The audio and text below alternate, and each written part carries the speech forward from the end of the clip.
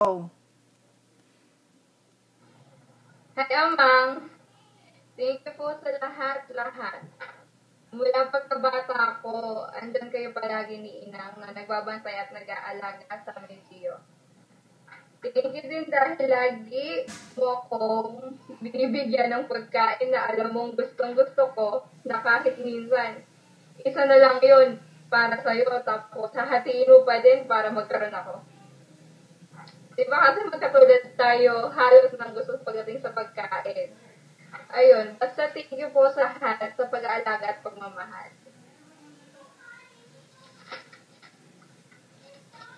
Tapos, sila yung kay Daddy. Hello, Daddy. Nadadagan na ako. I just wanted to thank you for everything. Pasensya na kung minsan niyasangad ko sa bahay. Thankful ako kasi ikaw yung naging daddy ko. Thank you sa lahat ng bagay na ibinibigay mo sa akin na kahit minsan medyo mahirap ibigay, gumagawa ka pa din ng way para mabigay mo ito.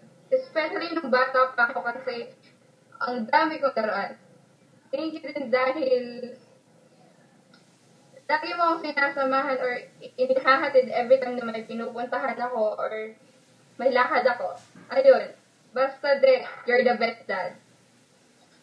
I know na darating yung point na makikilala ko yung prince ko. But sabi ko nga, you'll always be my king. Thank you for the love and care from you that God bless me with.